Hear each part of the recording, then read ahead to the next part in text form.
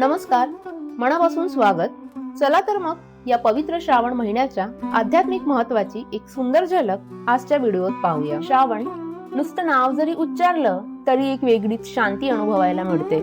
पावसाच्या सरी, दरवळणारा मातीचा सुगंध आणि मंदिरातून येणारा घंटानाद या सगळ्यांमध्ये एक अनोखी आध्यात्मिक ऊर्जा असते. हा महिना म्हणजे आपल्या संस्कृतीचा खरा उत्सव. देवदेवतांची आराधना, व्रते, उपवास सगळं काही अंतर्मनाला स्पर्श करतं. विशेषतः सोमवारचं व्रत शिवभक्तांसाठी तर तो जीवनाचा एक भागच झालाय. जसं की आई सकाळी उठून देवापुढे रांगोळी घालते, बाबा अभिषेकासाठी दूध आणतात आणि आपण सगळे मिळून ओम नमः शिवाय चा जप करतो. हे सगळं बघताना वाटतं की या श्रद्धेमुळेच आपलं कुटुंब एकत्र राहतं.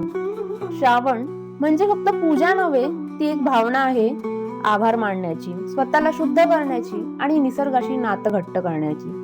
या महिन्यात भक्तीला शब्द नको, फक्त मन हवं आणि श्रद्धा.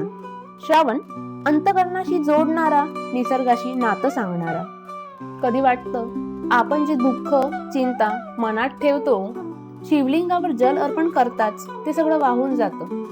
श्रावण हे केवळ व्रतांचे नाही तर आत्मशुद्धीचं व्रत आहे आणि शिवभक्तांसाठी ही एक आत्मिक यात्रा आहे.